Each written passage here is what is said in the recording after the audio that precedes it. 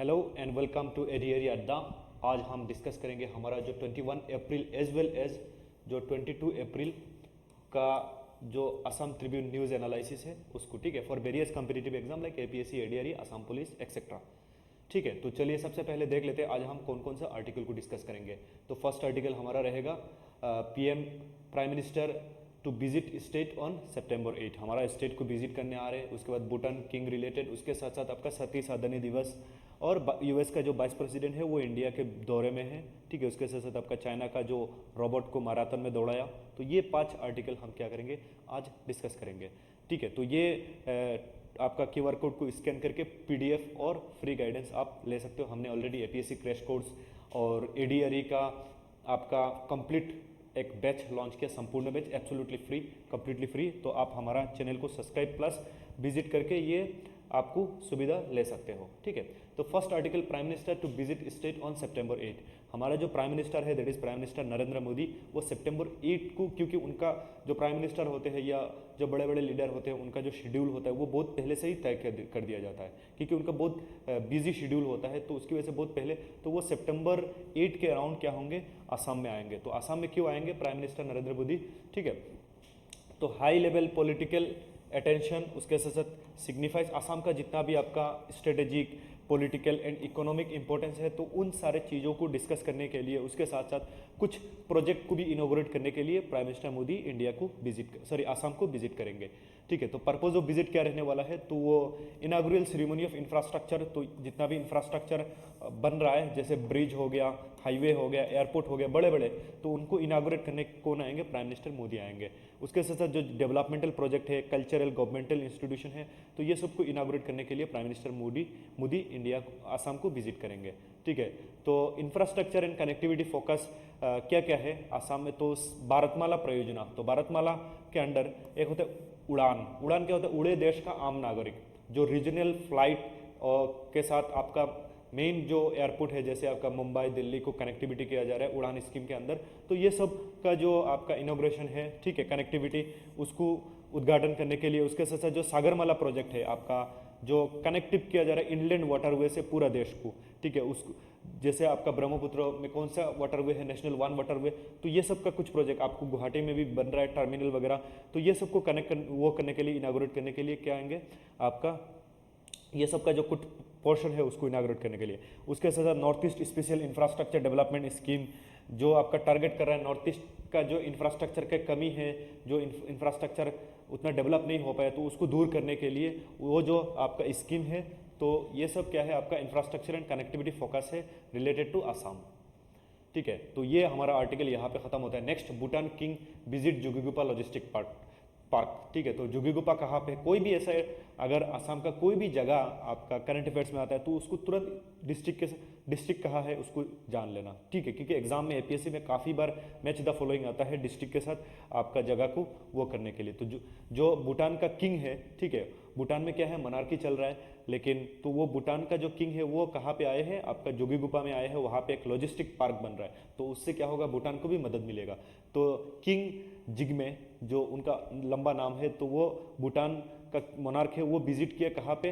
जो under constructed international multi modal logistic park बन रहा है। आप लोगों ने पहले न्यूज़ में पढ़ा होगा कि इंटरनेशनल मल्टी मॉडल क्या होता है? हर सुविधा रहेगा, वाटरवे, एयरवे, रेलवे, रोडवे, हर सुविधा, तो उसको मल्टी मॉडल बोला जाता है। और ये इंटरनेशनल क्यों? क्योंकि पूरा दुनिया देश से क्या होगा, यहाँ पे सामान आएगा। ठीक है, वो कहाँ पे? जोगीघोपा। ठीक है, तो जोगीघोपा कौन सा डिस्ट्रिक्ट में है आप लोग कमेंट करके बताओ। ठीक है, और ये बोंगाईगांव डिस्ट्रिक्ट में है, यहाँ पे ऑलरेडी है। ठीक है, तो ये एक इम्पोर्टेंट स्कीम का अंदर है, that is Bharatmala and Sagarmala. तो भारतमाला के अंदर क्या होता है, रोड बनाया जा रहा है, और सागरमाला के अंदर क्या बनाया जा रहा है आपका इनलैंड वाटरवे। तो इन दोनों का एक क्या है आपका इम्पोर्टेंट कंपोनेंट है, जो आपका इंटरनेशनल मल्टीमोडल लॉजिस्टिक पार्क है जोगीघोपा का। ठीक है, तो ये जो भूटान का किंग है क्यों आए, उसका सिग्निफिकेंट क्या है? तो स्ट्रेंथन, इंडिया और भूटान का जो रिलेशन है उससे क्या होगा, स्ट्रेंथन होगा, बायलैटरल टाइज। उसके साथ साथ वो रीजनल ट्रेड, लॉजिस्टिक, जो इंडिया और भूटान, उसके साथ साथ इंडिया और भूटान और आसाम के साथ जो रीजनल ट्रेड है, लॉजिस्टिक है, इन सब का कोलैबोरेशन के लिए वो विजिट किए हैं। ठीक है, तो जोगीघोपा का जो IM international multi modal logistic park है, ये एक स्ट्रेटेजिक इंफ्रास्ट्रक्चर प्रोजेक्ट है। ये आने के बाद आसाम में लॉजिस्टिक और ज़्यादा सस्ता हो जाएगा और ज़्यादा इजी हो जाएगा। कोई भी चीज़ मान के चलिए, प्रॉब्लम क्या होता है हमारा आसाम के लिए, कोई भी अगर इंडस्ट्री सेटअप करना चाहे, क्योंकि उसमें लॉजिस्टिक बहुत ज़्यादा महंगा हो जाता है, वो एक अच्छा लॉजिस्टिक सिस्टम नहीं है उसके लिए, ठीक है। तो ये आने के बाद क्या हो जाएगा, लॉजिस्टिक आसान हो जाएगा। तो उसके साथ साथ regional economic integration, cross border trade, ये सब में क्या है आपको वो करने के लिए आपका सिग्निफिकेंट होगा जो प्राइम मिनिस्टर आपका मोनार्क जो विजिट किए हैं, ठीक है।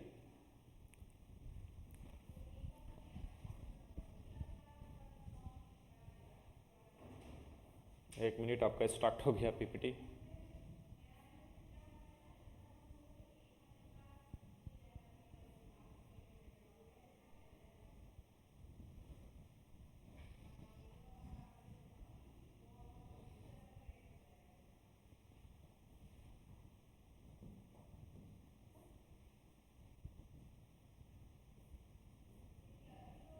ठीक है, तो चलिए, तो international multi modal logistic park जो बन रहा है उसके बारे में थोड़ा देख लेते हैं।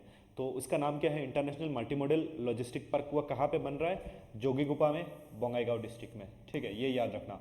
और कितना एकड़ लैंड लेके, 317 एकड़ लैंड, कहाँ में, ब्रह्मपुत्र रिवर के पास, ठीक है। और इसका कॉस्ट है 693 करोड़।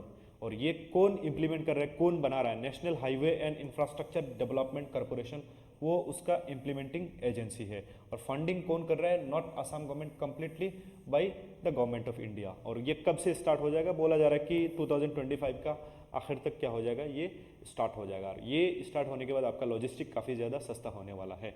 तो उसका की फीचर्स क्या है, तो ये मतलब गुवाहाटी के साथ कनेक्ट हो रहा है 4 लेन हाईवे के साथ, ठीक है। 4 लेन हाईवे के साथ कनेक्टिंग किया जा रहा है Jogighopa to Guwahati, 154 kilometre railway, 3 kilometre rail link to Jogighopa station, additional आपका 3 kilometre link to inland waterway terminal.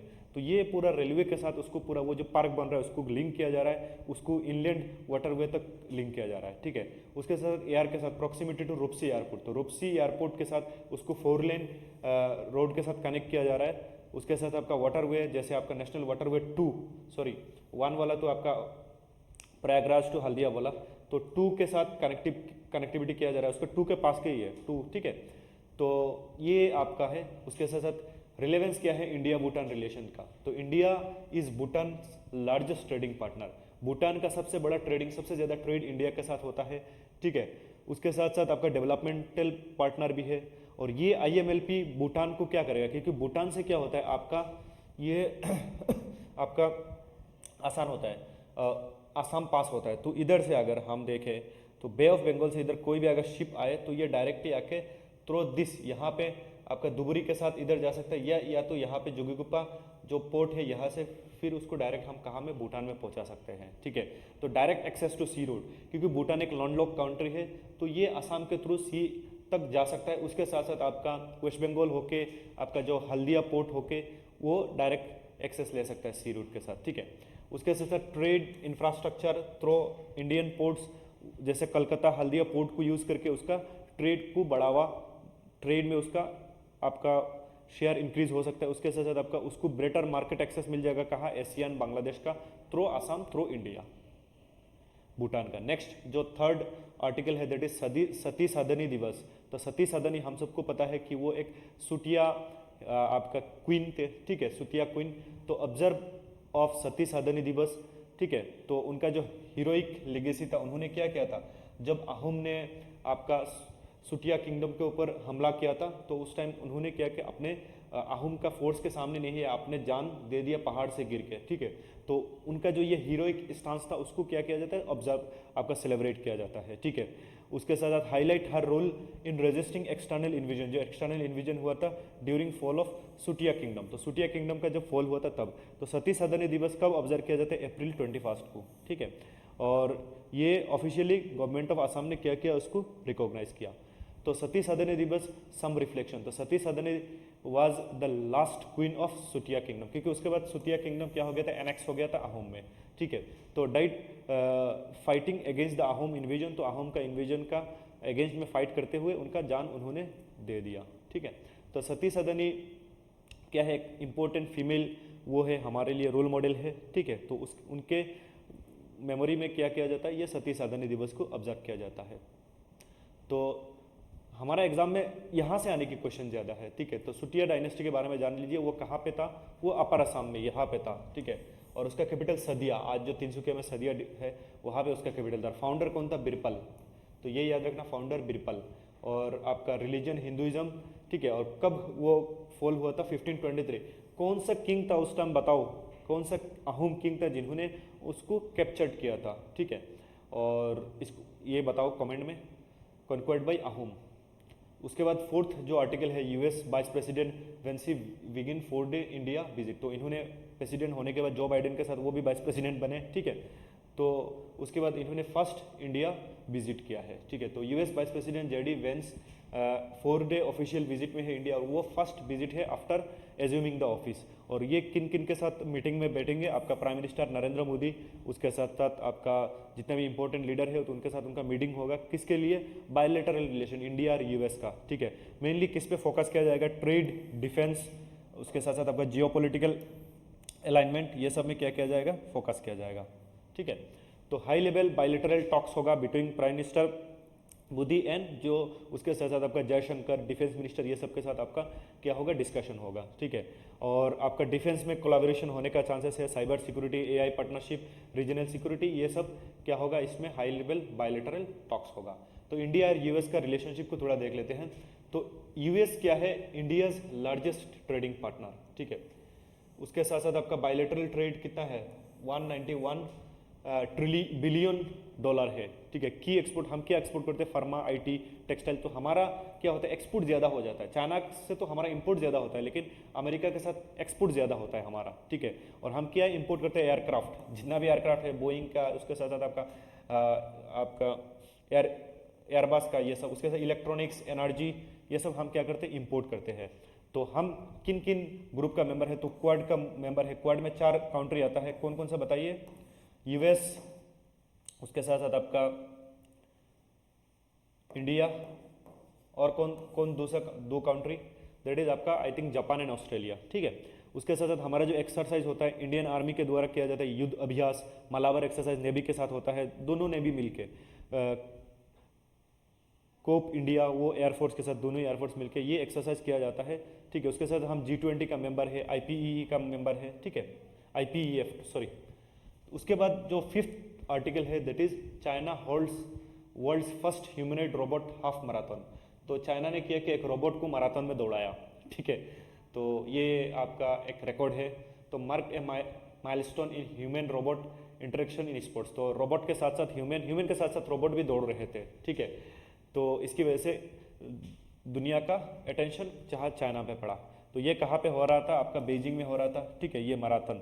और यहाँ पे 12,000 ह्यूमन रनर्स ने पार्टिसिपेट किया, और उसके साथ 21 ह्यूमनॉइड रोबोट ने भी उसमें पार्टिसिपेट किया, ठीक है।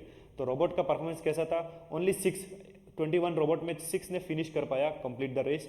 और फर्स्टेस्ट रोबोट आपका Tiangong Ultra finish 2 hours 40 minutes में उसने किया कर दिया। बाकी रोबोट के ऐसे गिर गए, ठीक है, क्योंकि अभी तक उतना फुल्ली डेवलप नहीं है कि वो पूरा कंप्लीट कर पाए।